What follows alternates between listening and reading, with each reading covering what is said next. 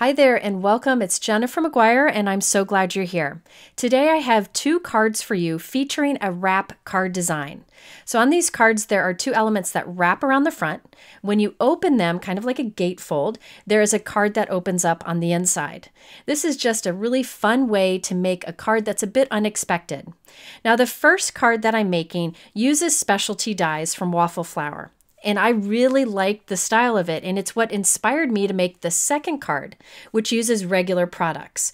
So stay tuned for that second card so you can come up with how to do this wrap card technique with products you likely already have. But let's get started with this bear card. I have a 4 1/4 by 5.5 inch top folding blue note card, and I'm placing it onto my Altenew sticky grid mat. It'll just hold it in place as I do some stenciling. I'm using the new Waffle Flowers Duotone Heart Stencils. There are two stencils that layer together. Do know that those actually coordinate with this pop-up heart die. It's a background die that creates little pop-up hearts, super cute, but I'm only using the stencils today. If you want to see similar stencils and dies used together, I will link to a video up here on the top right that you can check out. So I've lined up the first stencil over my note card on the sticky mat. They're engraved lines that make it super easy.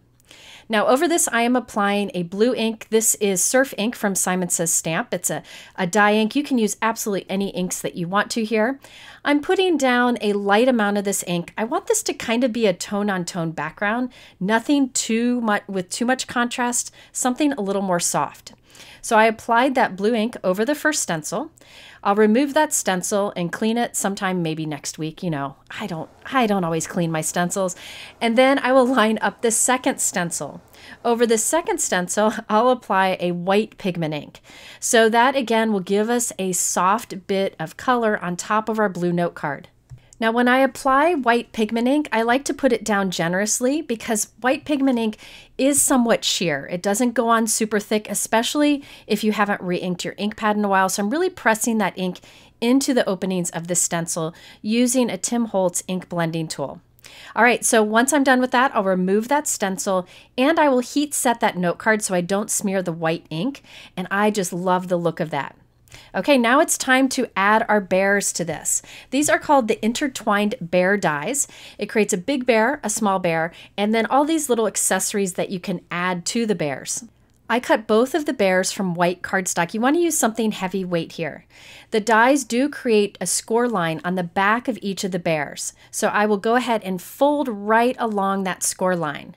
These will create flaps that allow these bears to kind of wrap around the front of your card. So onto the back of the flap on the little bear, I'm putting a strong adhesive. I would recommend a strong double-sided tape, or you could use a strong liquid adhesive. I'm using Gina K Connect liquid adhesive in a fine tip bottle. I know that this will dry nice and strong, and I have a little wiggle room time to get it in just the right place.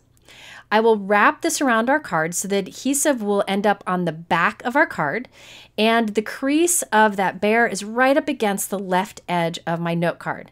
And then I'll press something heavy on that and give it some time to dry. Again, this is a top folding blue note card, and I've wrapped that bear around it.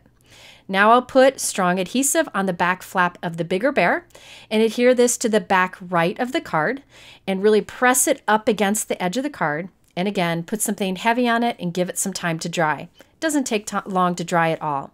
So now you can see how those bears wrap around the front of the card and actually hug there in the middle. And you can open up the card inside, and that's where your personal message will be. I want the back of this to look pretty, so I cut another piece of blue cardstock to the same size as the note card, which is 4 1/4 by 5.5 inches, and I'll glue that to the back. That will sandwich those white flaps between and make sure they stay put. Okay, so now we can decorate our bear however we want. You could put a balloon in the hand, anything you have, maybe other dies that you have that you can incorporate. I'm using the flower dies that came in the bear die set. I glued 2 green die cuts together for the stem. I wanted the stem to be stronger because it'll be kind of floating on its own. I'm gluing the top of the stem between 2 yellow little flower top die cuts, sandwiching it between there just so everything is strong and stays secure. This will get glued into the hand of the smaller bear and float, so I really want to make sure it's strong. All right, so now I found that one of those leaves kind of got in the way of my sentiment, so I trimmed one of the leaves off. Don't be afraid to alter your die cuts to better fit your card design. Now I really wanted to make sure that these bears were nice and strong, so I cut another pair of the bears, and I cut the flap off this time. So I cut right along the score line on each. And I'll just glue this right on top of our bear flaps. Notice here I'm sandwiching the stem of the flower between our bear die cuts. That again will make sure they stay connected, and it looks like the bear is holding that flower. I then have my bigger bear die cut. Again, I've cut the flap off of that, and I'll glue this on top of our bear flap. This doubling up just makes these flaps stronger, and it just gives a little bit of dimension. The die set also includes dies that make little pieces to put in the ears and little noses for the bear. I did the pieces for the ears from peach cardstock and added them, but instead for the nose, I used black gems. I thought that bit of shine and dimension would be fun. I originally was going to add a large sentiment die cut to this, but changed my mind and wanted something smaller so that more of the bear shows. I'm using the Waffle Flower Mini Sentiment Set. It's the set that you see there on the right. And I'm stamping one of the sentiments with black dye ink on the bigger bear. I will also stamp a sentiment on the note card on the inside. And I want the sentiment to be one that you don't see when the card is closed. I'm using the Waffle Flower Inside Sentiment Hugs stamp set. I really love the hug sentiments here. Great for the inside of cards, but you could also use them on your card envelope flap or on the front of your card. So I'm placing my card closed into my stamping tool, and this is the sentiment I want stamped on the inside. I'm just lining it up here so that I know that when the card is closed, I don't see it. So now I'm going to carefully open up my card and then stamp that sentiment on the blue card with black ink. So when the person opens up the bear, they'll see this sentiment on the inside. I love when there's additional sentiments when something is opened on a card. All right, I did add a few little hearts. Those dies are included with the bear set. And here is our completed card. When you open up the flaps, you can open up the card. I did put a white cardstock insert in there just for a nice place to write my personal message. I love how these bears just kind of hook together. They do have instructions over at Waffle Flower to use these bears on different size or orientation cards. This just happened to be my favorite use for it. Very easy to make and such a cute card. And by the way, it does stand up nicely on display. So this die set that has this wrap element really was something I liked, and it inspired me to try to come up with another wrap card design, but using other products. So I'm using larger images and kind of creating my own wrap feature. For this, I'm also using some new products from Waffle Flower. This is the Sketched Rose stamp. Now there is a stamp set, there's a hot foil plate, there's a coordinating die, and layering stencils that coordinate. Now I chose to use the foil plate, but you definitely could use this stamp instead. You could even heat emboss with that stamp. I like that Waffle Flower has little marks on their stencils suggesting what order to go in, whether to use a light, medium, or dark ink, and more. So let's start with the foiling. Again, you could use the stamp if you prefer. This is the Spellbinders Glimmer foil machine. It allows you to apply beautiful foil to your projects. I'm taping my hot foil plate down onto a piece of smooth white cardstock. I will place some silver prism foil between the plate and the cardstock. Then I'll flip that all over and put it on my warmed up Glimmer machine. I'll press the timer button, which gives it time to heat up. Once the timer is done, I'll take all of those plates out and run it through my Spellbinders Platinum 6 die cut machine. The Glimmer machine applies the heat, the die cut machine applies the pressure. If you have a different die cut machine, there are other foil machines out there you need to check with your manufacturer. So now I will remove that and look at that beautiful foil result. Remember, you can save your leftover foil for a reverse foiling technique, but I'm not going to do that today. Off screen, I did another one of the roses the same way. Next, I'll use the coordinating die to cut them both out. Now, this layering stencils make it really easy to color in these images, but if you prefer to do a different coloring method, you definitely can do that. Now I'm just following the numbers that are engraved on the stencil, and it's really easy to line these up. I appreciate that Waffle Flower squeezed so many layers onto 2 stencils to save on the cost of the layering stencils.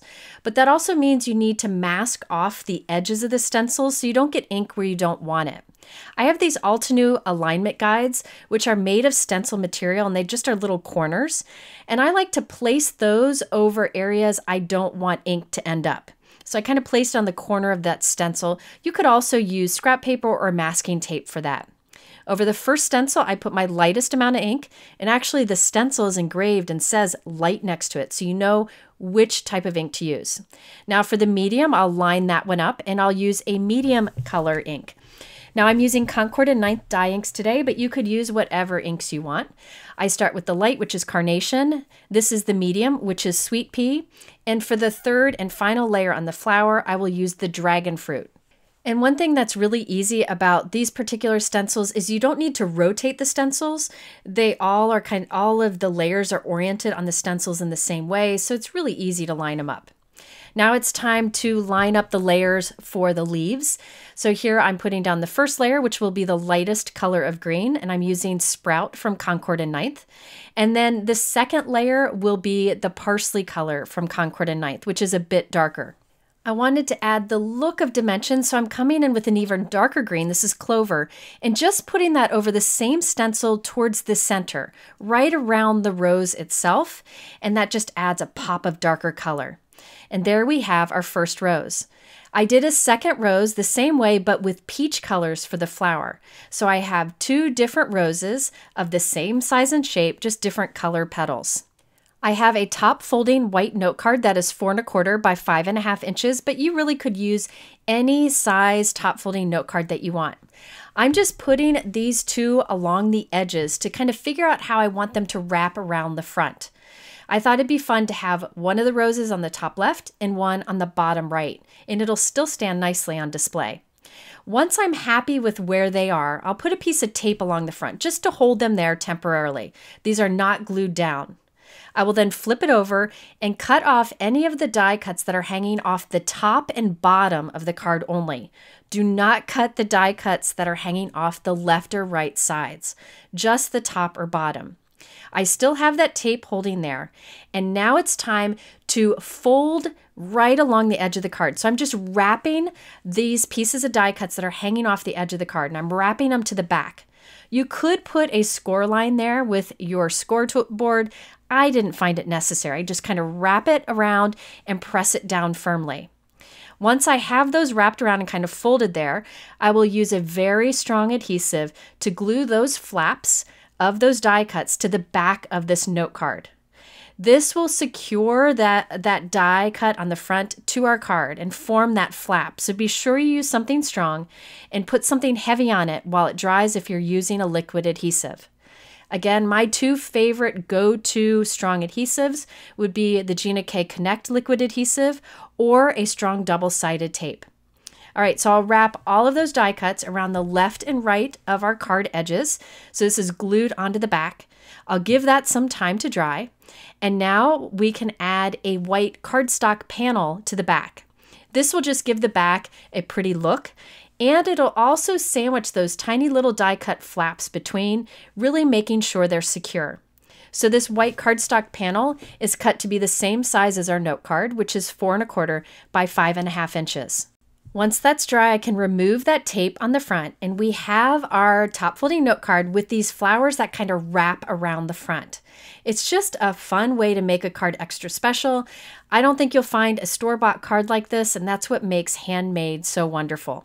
I did want to add a little bit of interest to that white note card, so I used the Waffle Flower Tiny Diamonds die to cut from white cardstock. This is a little bit smaller than 4 1/4 by 5 1/2 inches, and I'm just gluing that on to the front of our white note card. By the way, there is a hot foil plate that coordinates with this background die. I love that companies are offering these products that coordinate, but they're sold separately, so you can pick and choose what you might be able to use in your craft space.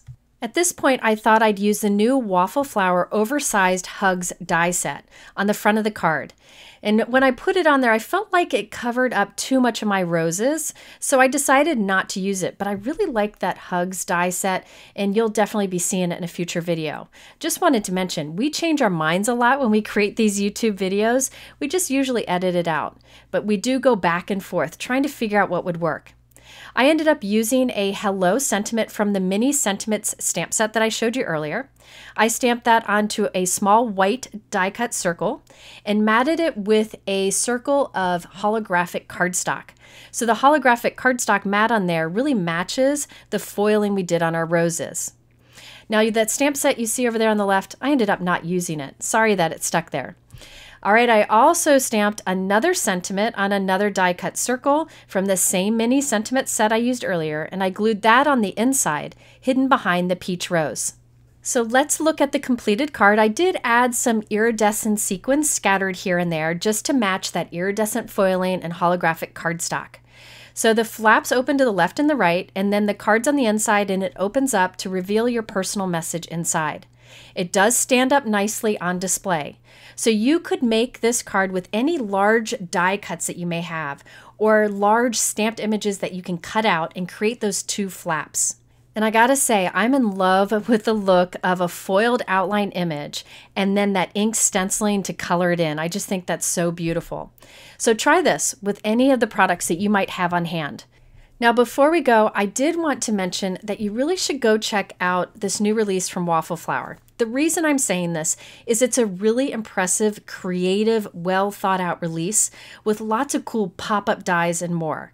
I really appreciate that these small businesses are really pushing the envelope, coming out with new ideas to inspire us. She has lots of pop-up dies that have like little hearts or presents that pop up when you open the card. So check that out. I just am blown away by what these designers can come up with. So there's my video for today. It's shorter than most, believe it or not, but I hope you'll try this wrap card design. It's a great way to make a special card. If you're interested in the products I use, I have them linked below in my YouTube description, along with those other cool products and card ideas from Waffle Flower. At the end here, I'll link to a couple other related videos, and I hope you'll come back soon for another video. Take care.